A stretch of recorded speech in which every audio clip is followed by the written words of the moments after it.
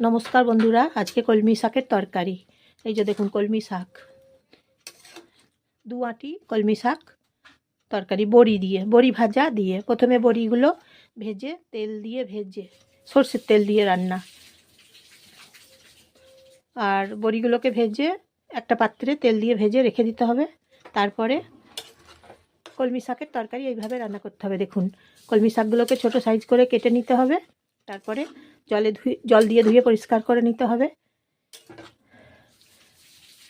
তারপর কড়াই গরম করে, ভালো করে কড়াই গরম করে, সর্ষের তেল গরম করে, ভালো করে গরম করে নিতে হবে। সর্ষের তেল গরম করে নিতে হবে, ভালো করে সর্ষের তেল। জিরে ফোড়ন, সাদা জিরে, গোটা জিরে ফোড়ন দিতে হবে সর্ষের তেলের সঙ্গে। তারপর জিরেগুলোকে তেলে ভেজে নিয়ে তারপরে শাকগুলোকে ছেড়ে দিতে হবে কড়াইয়ের মধ্যে। শাকগুলো একটু ভেজে নেড়ে চেড়ে নিতে হবে।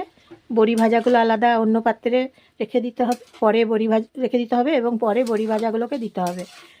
তারপর বড়ি ভাজা দিয়ে কলমি শাক দিয়ে তরকারি, নুন হলুদ দিতে হবে। এবং আজকে শুধু ধনে বাটা, মানে রোস্ট করে ধনে বাটা, প্রথমে শুকনো খোলাতে ধনেগুলোকে বেটে তারপরে ভেজে নিয়ে বেটে নিতে হবে। কাঁচা লঙ্কা দিতে হবে বেটে, ধনে বাটা রোস্ট করে এবং কাঁচা লঙ্কা বাটা, এইভাবে কলমি শাকের তরকারি। তা একবার খাবেন, দেখবেন কলমি শাকের তরকারি খুব সুন্দর। তারপর জল দিতে হবে, ঢাকনাও দিতে হবে, নুন হলুদ দিতে হবে।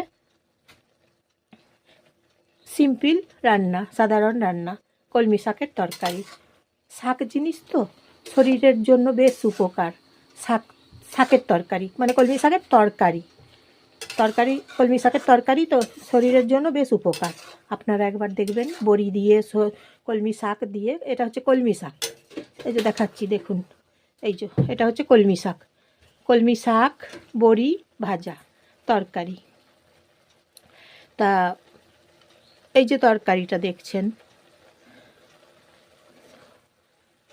খেতে খুব সুস্বাদু। আপনারা খাবেন, দেখবেন গরম ভাতের সঙ্গে খেয়ে দেখবেন কলমি শাকের তরকারি। নমস্কার নেবেন জয়ার রান্নাঘর থেকে। বন্ধুরা একটা লাইক করবেন, একটা সাবস্ক্রাইব করবেন। কলমি শাকের তরকারি কেমন হয়েছে বলবেন, কমেন্ট করবেন, শেয়ার করে দেবেন, আপনাদের পরিবারের সবাইকে শেয়ার করে দেবেন। দেখুন বন্ধুরা কলমি শাকের তরকারি, যে কোনো শাক, কলমি শাকের তরকারি একবার এইভাবে খেয়ে দেখুন। এবং শাক তো অনেক রকমের আছে, যে কোনো শাক আপনারা যদি এইভাবে রান্না করে খেয়ে দেখেন, কম মশলা দিয়ে কম তেল দিয়ে, দেখবেন খুব ভালো লাগছে খেতে।